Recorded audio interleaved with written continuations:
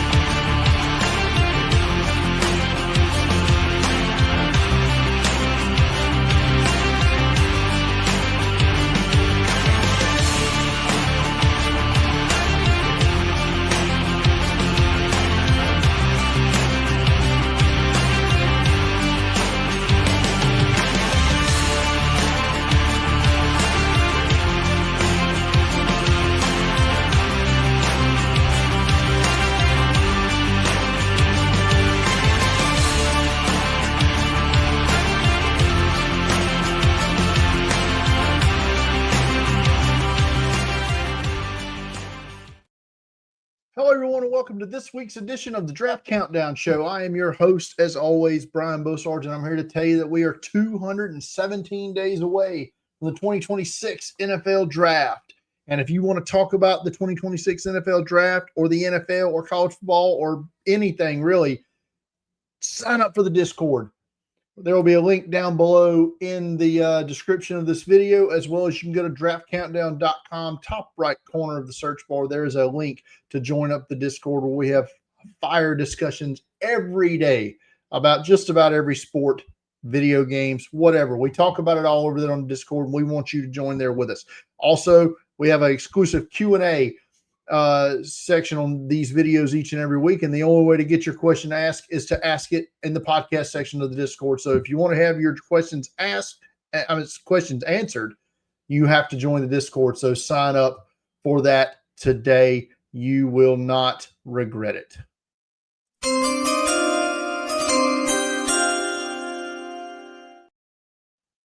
All right, we got news to talk about in the world of college football, the world of the NFL. So let's get right to it. And as I mentioned in the open, the coaching carousel has gotten started mighty early this year. UCLA has canned head coach Deshaun Foster after an 0-3 start in his second year, entering his second season at the helm of the Bruins. This culminated in just an embarrassing home loss from about 40 people at the Rose Bowl this past Friday night to New Mexico. The next head coach that takes over for this program going to have their work cut out for them, despite being in the second largest city in the country.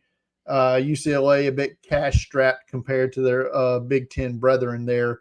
They play in the cavernous yet picturesque Rose Bowl. But just, I don't know who's going to be there. Bruce Feldman of The Athletic thinks the favorite may be Southern Cal defense coordinator DeAnton Lynn. He's 35, was a DC at UCLA for a season. He thinks other possibilities like current head coaches out there, Dave Aranda at Baylor is a possibility. Kalani Sitake from BYU, Oregon defense coordinator Tosh Lupoy, Florida State defense coordinator Tony Whitewood might actually be a really good name to watch, as he was a former UCLA linebacker, I believe. And Cleveland Browns offensive coordinator Tommy Rees also named as a potential there. So interesting to see where UCLA ends up going. Virginia Tech parts ways with head coach Brent Pry, 16-21 record his first three seasons in Blacksburg. Started 0-3 this year after getting just boat raced at home last week by in-state rival Old Dominion.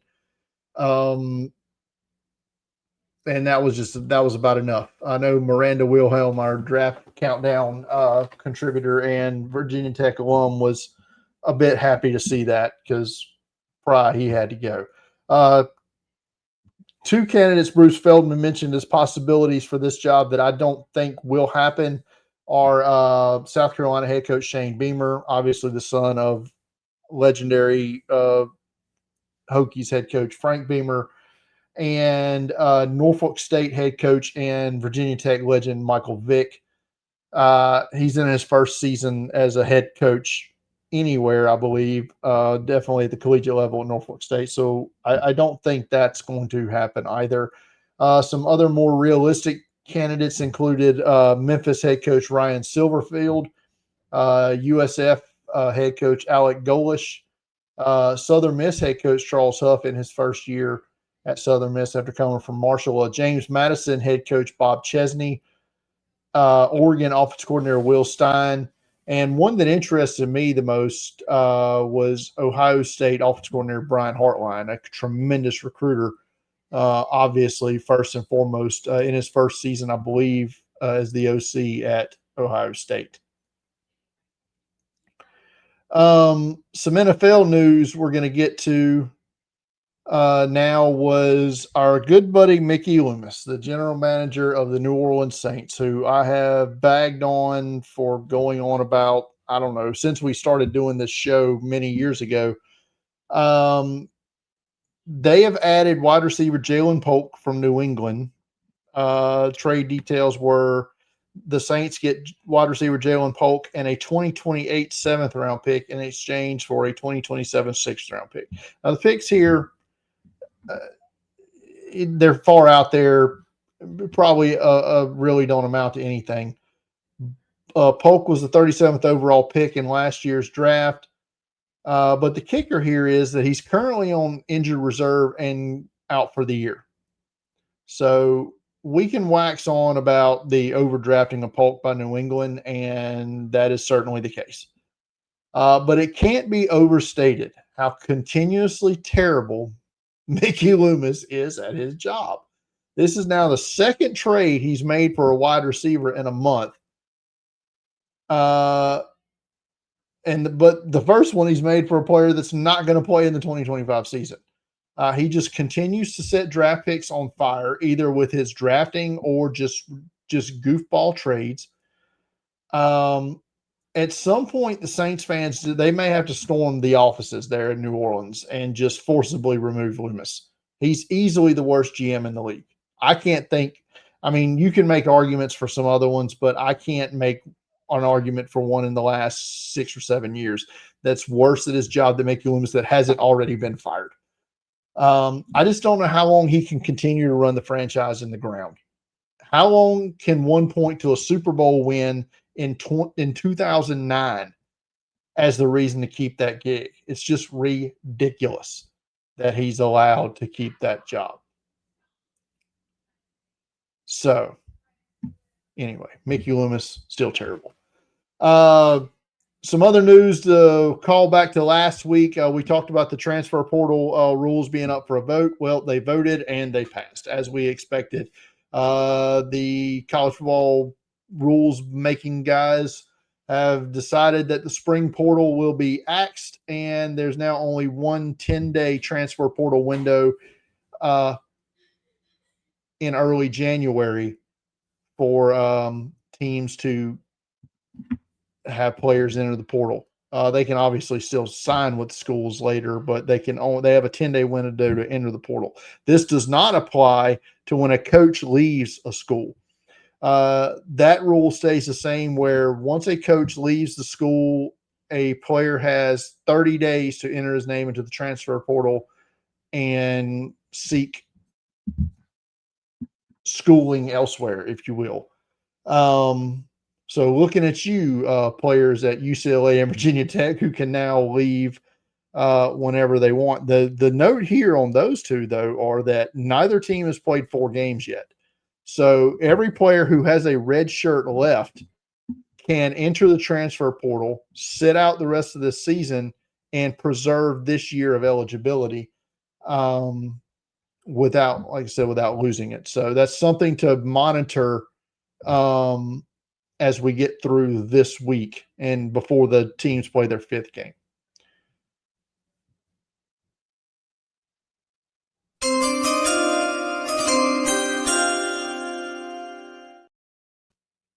All right, now we're going to look at some front seven defenders here today in our 2026 NFL draft ranking as we see them now.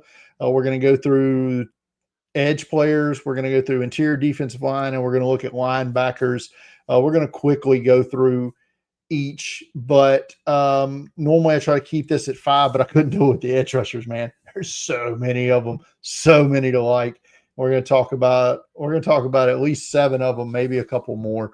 But so we'll start at the top, and this is where my board differs from most everybody else's. But I think by the time this process is over, we're going to see a lot more love for Danny Denise Sutton than we do out there right now. You're starting to see him pop up more in first round mocks than he was preseason for sure. But he's been top 5 on my board the whole go, and he's done nothing in their early season games to disprove that. Now, granted, they haven't played anybody yet, and we'll get a good test of him not this week, but next week, and we'll talk about that next week. But I'm a big fan of Dennis Sutton, and I think he's going to wreak havoc in the NFL when he gets there.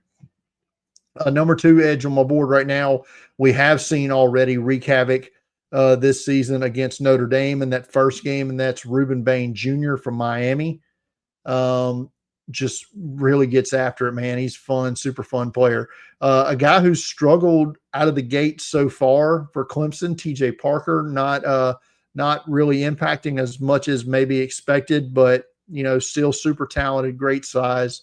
We'll see more from him as we go along for sure. Number 4 on my edge list right now is Auburn's Keldrick Falk, and you can't create size.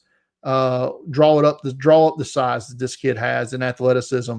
He's the prototype, if you will, of size that you look for in an edge defender, and he's super talented as well. Big sack production last year, has had some production early on this season as well.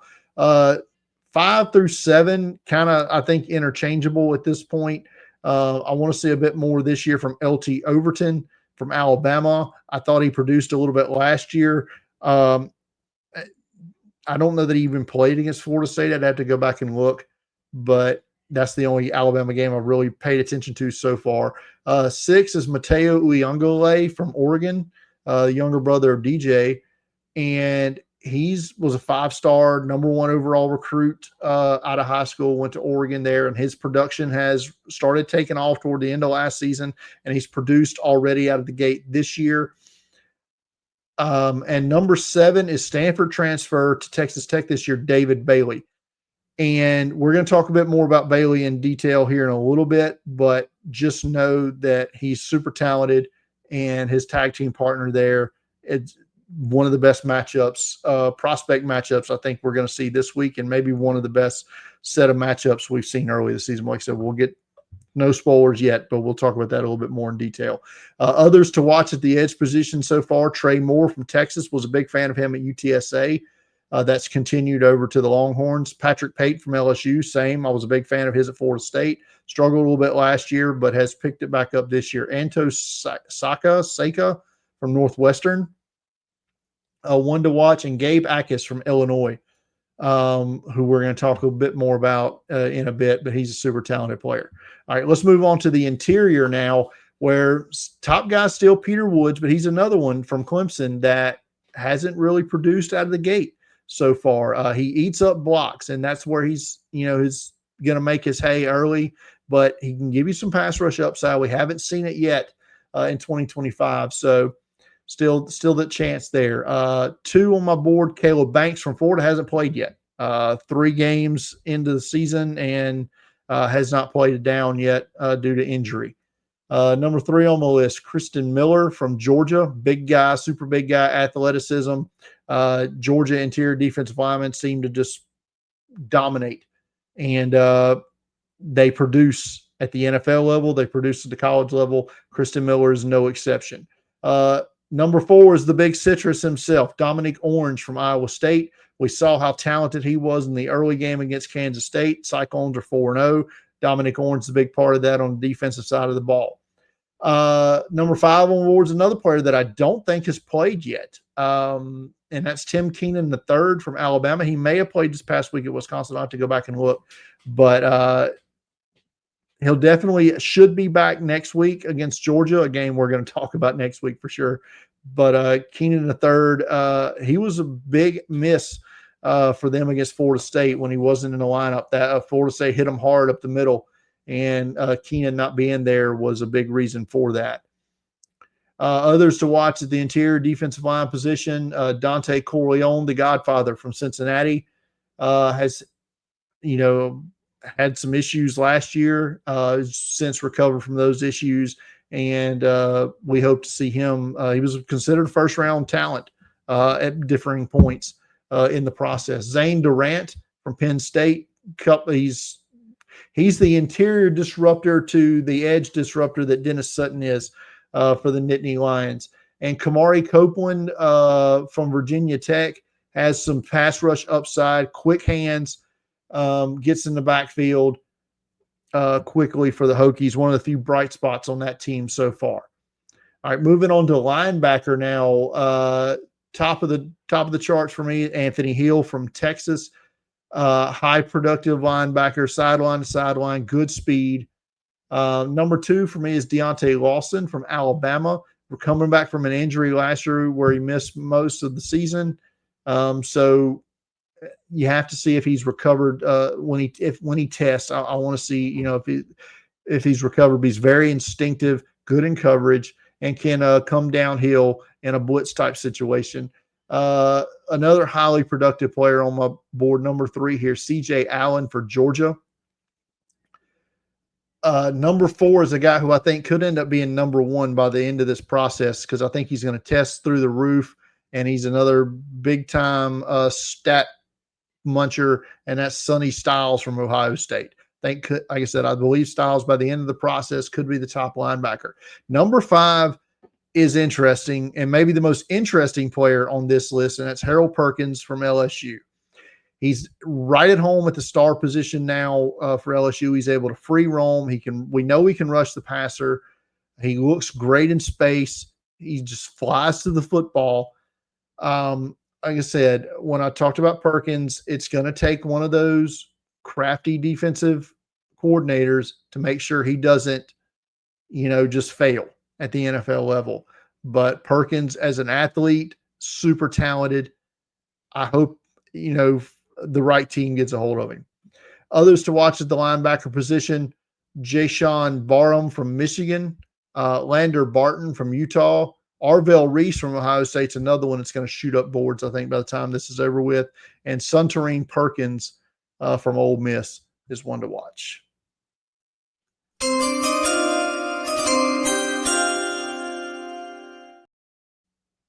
All right, week 3 in the books of college football. We watched 5 games last week.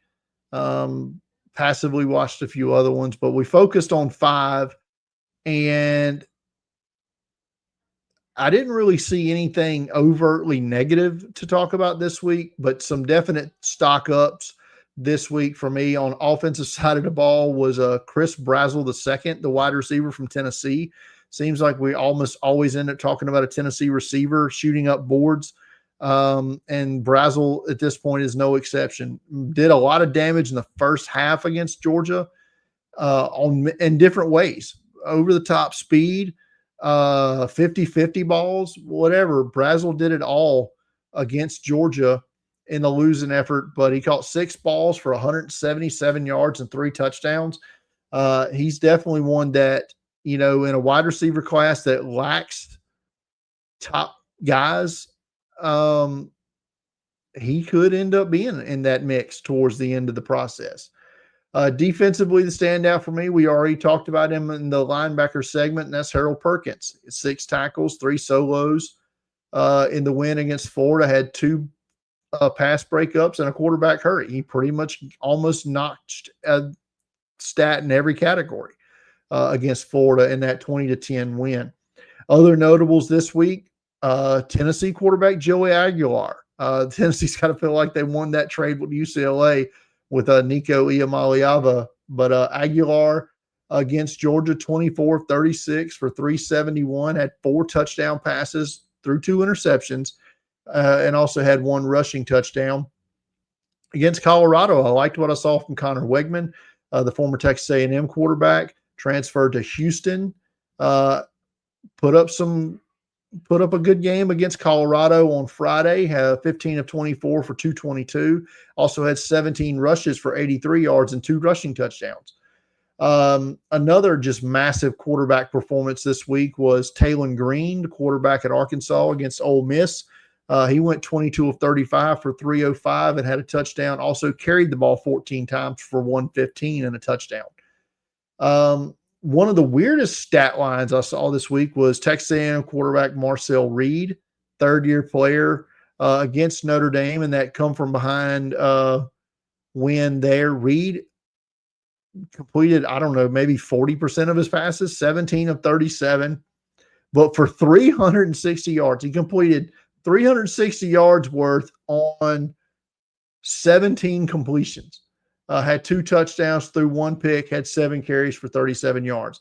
Also in that game for Notre Dame, running back Jeremiah Love, finally they come to grips with we've got to get him the football. 23 carries in this game for 94 yards and a score, had 4 receptions for 53 yards and a score. So he touched the ball 27 times for about 47 yards, 2 touchdowns. So Notre Dame got the message, get our best player of the football on offense.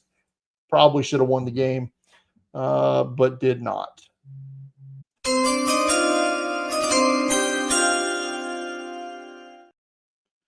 All right, let's look ahead to week 4 of college football this week. 5 more matchups we're going to look at for Draft Countdown this week.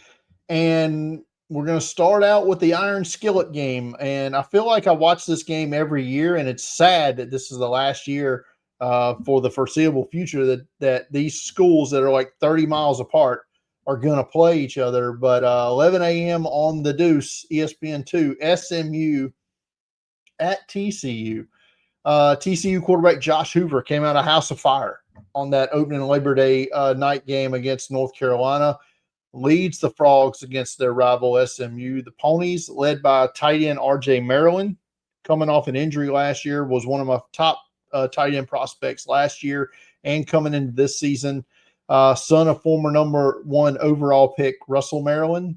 A sleeper that doesn't get talked about a whole lot at safety. I know my man Ryan Boer is a big fan of his, but that's SMU's Isaiah Wacobia. He's a very highly productive guy in the back end. Got to keep an eye out on in this game. Mentioned it earlier. Probably the best prospect game of the week. 11 a.m. on Fox. Texas Tech at Utah. Texas Tech's just been mowing through teams the first 3 weeks of the season, averaging like 50-something points a game, led by their quarterback, Baron Morton, who's been one of the better quarterbacks in the early get-go. That one of the better draft-eligible quarterbacks, I should say, in the early going. Defensively, the Red Raiders are led by a pair of edge rushers. We mentioned David Bailey earlier. Romello Height also just been a stud so far this year. And you're going to get to watch them both go against both of the Utah offensive tackles, who I think are top 15 prospects in this class. Spencer Fano, Caleb Lomu for Utah. This is going to be fun. This is the matchup to watch in that early window on Saturday. So get the popcorn ready, draft fans, for Height and Bailey against Fano and Lomu. Defensively for Utah, they had a pair of edge defenders that have been very productive so far this year. Logan Fano, older brother actually of Spencer Fano, and John Henry Daly have been very productive getting to the quarterback so far. And I love their linebacker, Lander Barton. I talked about him a little bit earlier. 3 p.m. on ESPN2, we get NC State at Duke. NC State 3-0, coming off a win against Wake Forest the other night. Their running back, Hollywood Smothers, he leads the way for the Wolfpack, along with their tight end, Justin Jolly. For Duke, Darian Mensah didn't fare so well against his old school Tulane last week, but he'll look to bounce back this week against the Pack. On defense for the Blue Devils, they're led by Vincent Anthony Jr., who is probably the main reason I'm watching this game at all, to be honest. He's been a stud so far. Everybody's talking about him, especially the game he had a couple weeks ago, I want to say against Illinois in that loss, but he was just like maybe 3 sacks in that game or something. I can't remember, but it was a big game for Anthony Jr. there, and we look forward to seeing him this week against NC State. Another big game this week, maybe if not for Texas Tech and Utah, this is probably the biggest game of the week. Top 25 matchup between Illinois and Indiana. This is 6:30 on NBC. Huge early game in the Big Ten. The Illini head into Bloomington, led by their quarterback, Luke Altmaier, who's been really good dating back to last season.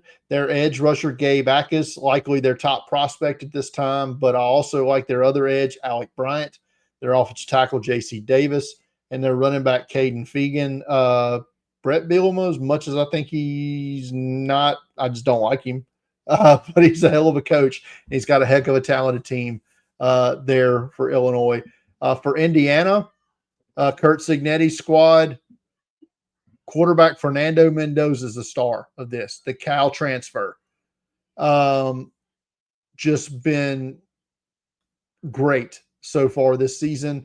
And with that current quarterback crop in disarray, more on that later, Mendoza's got a chance to really elevate his stock to the max the rest of this process, and it starts against this tough Illinois defense on Saturday night. For the Hoosiers, I also think you keep an eye on their pair of receivers, Elijah Surratt and Omar Cooper Jr., and they've got an edge rusher to keep an eye on as well, Mikhail Kamara. And the late night on Fox, 10 p.m. kickoff Central Time for me, Michigan State's at Southern Cal. Edge rusher week continues as I get my first real look at Southern Cal's Anthony Lucas. I also get my first real look at the Trojans wide receiver combo of Makai Lemon and Jacoby Lane. It's a late game for the Spartans. This thing's likely not going to end until about 3 a.m. Local time in Michigan there. But my top Michigan State prospect right now is probably tight end Jack Velling. But I'm keeping an eye on Aiden Childs, their quarterback, who I'm starting to hear a lot of good things about. So he's one to keep an eye on in this one.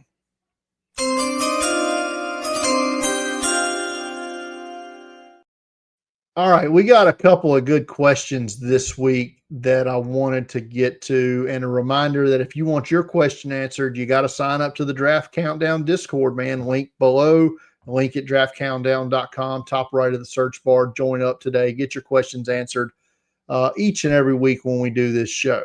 But our show, one of our biggest show fans, Bubba, asked, I want you to rank the following quarterbacks in terms of biggest disappointments so far this year. And he says, if I'm forgetting someone, feel free to add them. But he wants me to rank disappointments so far this year between Florida's DJ Lagway, UCLA's Nico Iamaleava, Texas's Arch Manning, and Clemson's Cade Klubnik. Love this question, by the way, Bubba. Thanks for asking it. But I'm going to tackle it in sections because if you're just talking about college football disappointment so far this year, I think I'd have to go with Arch at 1, Cade Klubnik at 2, Lagway at 3, and Nico at 4. Just because Texas being one of the top teams and Arch has just struggled. And I think Cade Klubnik comes in second. You can make an argument for Klubnik being 1 because Clemson's got 2 losses. Texas only has the loss to Ohio State. Florida, their schedule was going to prevent them from doing a whole lot anyway. And the whole UCLA thing's a dumpster fire. But as far as draft prospects go, just using these 4, I would go Cade Klubnik. At the top, Nico Iamaleava 2nd, Arch Manning 3rd, and DJ Lagway 4th. Only because the reason I have Arch and DJ Lagway 3rd and 4th is because I never believed Arch would be in this class, and Lagway wasn't eligible for this draft anyway. But Cade Klubnik was a potential number 1 overall pick, and based off of what we've seen so far and some of the concerns we already had on tape from previous years, he has to be, not there right now. And that's why I got him listed as the most disappointing for as far as draft prospects go. Nico Iamaleava, I think he came into this process. If he would have had a good season at UCLA, he would have had a chance to, get in that first round mix. You really wanted to see him show what he could do outside of that Josh Heupel offense. And it ain't good with what he's been doing at UCLA, 0-3 and getting mollywopped by New Mexico. So that's how I would see them as draft prospects. Disappointments right now: Klubnik, Nico, Arch, and Lagway. But man, the first few weeks of the 2025 season, they have not been kind to the top of my quarterback board for the 2026 class. Lenore Sellers has struggled, and now he's in concussion protocol. He allegedly practiced today or Wednesday. By the time this airs, we might have more clarity if he's going to play on Saturday against Missouri. But even when he has played, it's been up and down, right? As far as the quality we've seen, it's been mostly bad, to be honest. The Gamecocks haven't driven the football very often so far this season. Garrett Nussmeier hasn't been consistent as you like. You saw flashes in the win in the opening week against Clemson, but this past game against Florida wasn't anything to write home about. Klubnik's just been bad the first 3 games. Drew Aller hasn't played a team with a pulse yet, the quarterback from Penn State. And Sam Levitt has been up and down, but against Mississippi State, the one game I watched, he was just pure garbage in that one. So because of that, you're now seeing some other prospects gain traction and talk, like Baylor's Sawyer Robertson. He's been really good. One of the better quarterback prospect performances we've seen so far this season.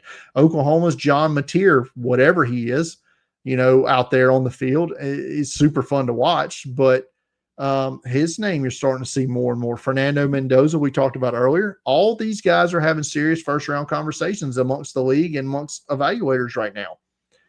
And look who we're circling back to now. Oh, look, here's Carson back again. We were talking about him at Georgia last year, and then he started struggling. But, man, he's been hot these first few games at Miami right out the chute. He's reinvigorated down in South Beach, man. So we'll see. Long way to go, obviously. But, man, early returns haven't been great on the guys we thought would be great to start the 2026 season, or 2026 draft process, I should say. All right, good buddy Kyle asked, is Joe Burrow the next Andrew Luck? And damn it, this is not the conversation I wanted to have this week. But by the time you see this, actually, I wrote this a couple days ago. So, yes, Joe Burrow is heading to IR until at least mid-December after having to get turf toe surgery. It's the second freak injury to take Burrow out in 3 seasons. It'll be the third of his 6 NFL seasons that he will not complete. He got knocked out with the ACL tear as a rookie, or the total knee wrecked his rookie season, and then had the freak thumb injury 2 years ago. But the comparison to Luck is apropos. They were both number 1 picks, both considered top NFL quarterbacks. Their career stats are very similar. Their accolades are similar. But most importantly, in this comparison, they both took ridiculous beatings, or have taken, in Burrow's case, still taking ridiculous beatings due to a combination of similar factors: poor offensive line play calling not doing them any favors, and just a blasé care for their bodies. They play reckless. Burrow plays reckless. Luck played reckless. I really hope Burrow his career doesn't end the same way. Obviously, you see there's a damn Joe Burrow bobblehead behind my left shoulder over here. I don't think I can handle that.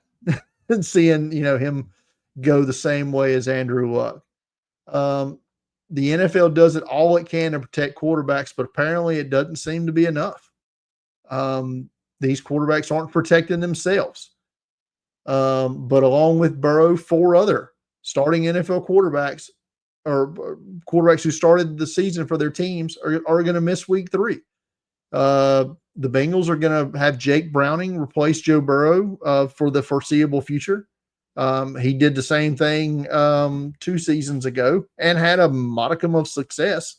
Not enough is what you would expect Burrow to have had, but he carried the offense as well as he could. They play Minnesota this week, who's going to have veteran journeyman Carson Wentz in for J.J. McCarthy, who's dealing with a high ankle sprain. The Jets are going to be without Justin Fields this week.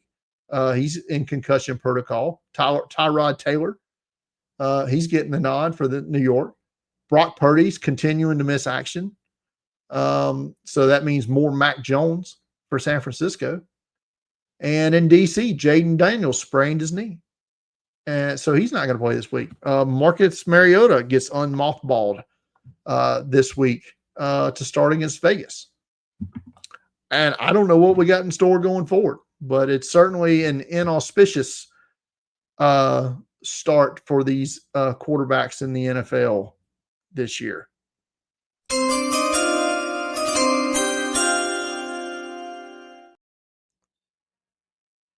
Final thoughts tonight. I just want to take this time to remind everybody out there that's watching this show, always take a little time for yourself.